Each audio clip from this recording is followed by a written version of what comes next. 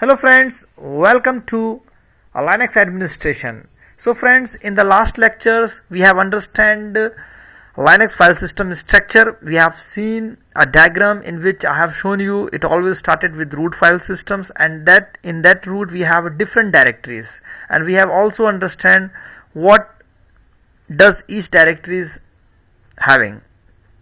So friends, this is what we have already understand in the last lecture. In this lecture we would be understanding about how to identify Linux file types. While navigating the Linux file systems, you are sure to encounter different type of files. So friends, in any Unix operating systems we have a different type of files like regular files, directories.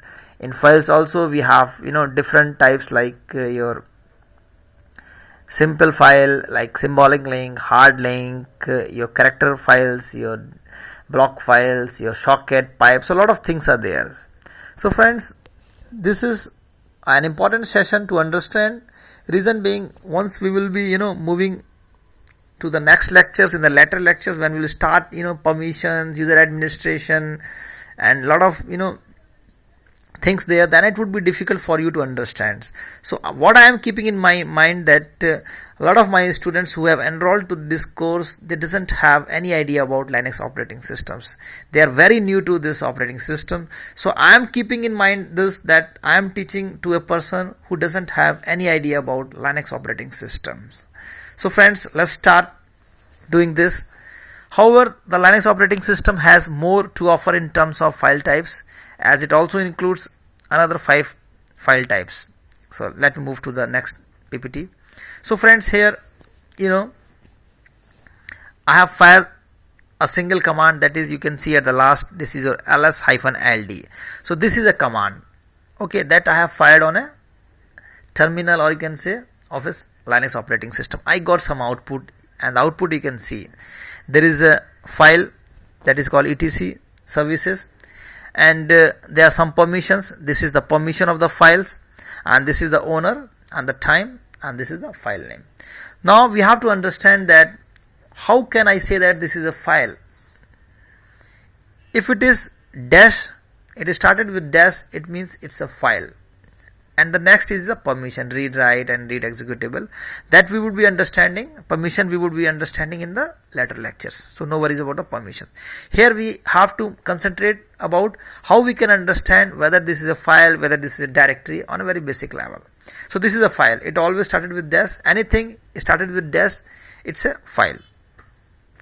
So let us have a look at a short summary of all the 7 different types of Linux file types.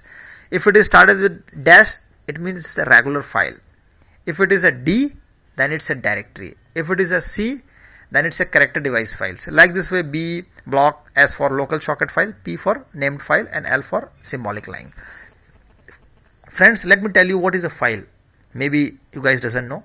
So I believe you have some idea about Windows. In Windows, when we open a notepad and when we save that notepad in a file, so basically the file is just like a notepad, you can say, okay, and D is your directory, like your new folder you created in your this Windows.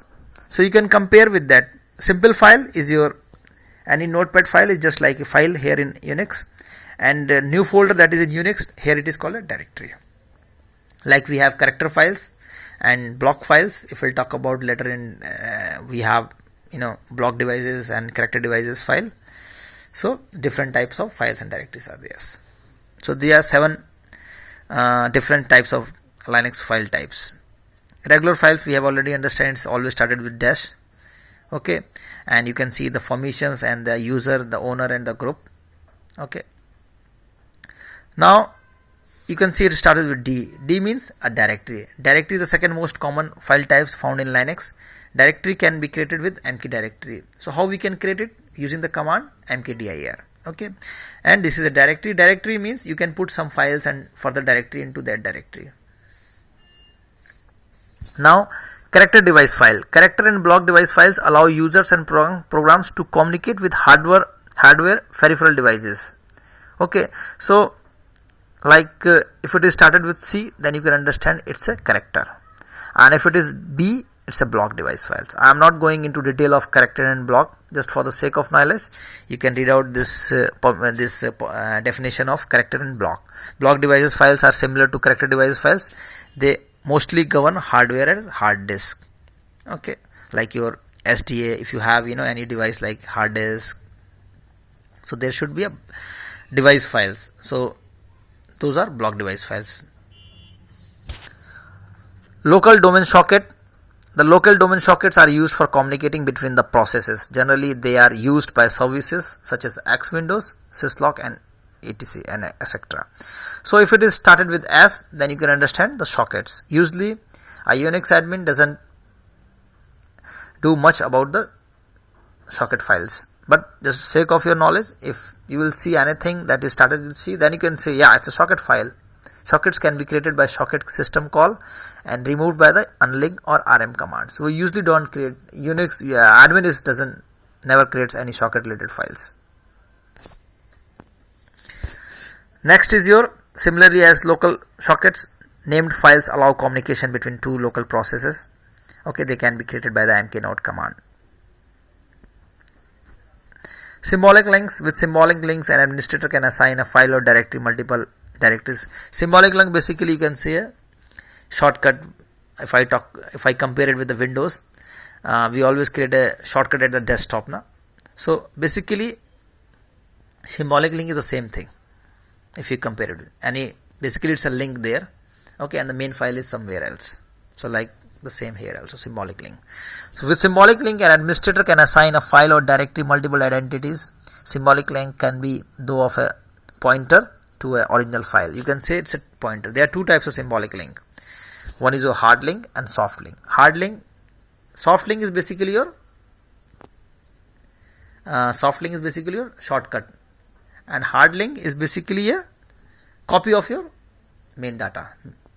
The difference between hard link and soft link is that the soft link use file name as a reference and hard link use direct reference to the original file.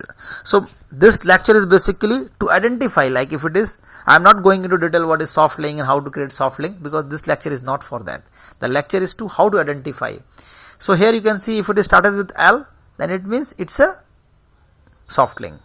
Okay, it's a link. That is a link. So original file is your this one. It is, you can see at here file 2, it's linked to file 1. So original file is your file 1 and file 2 is your link only. So if you will delete file 1, what will happen? Your link won't work. Okay.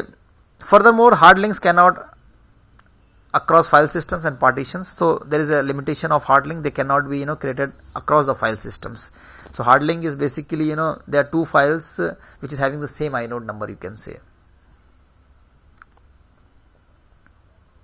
So friends, that's all for this session. You have understand about how we can identify file and directories, link, symbolic link, all those things. And in the next lecture, we would be doing few commands practices. Okay, and then we will move for the next session. So thanks for watching.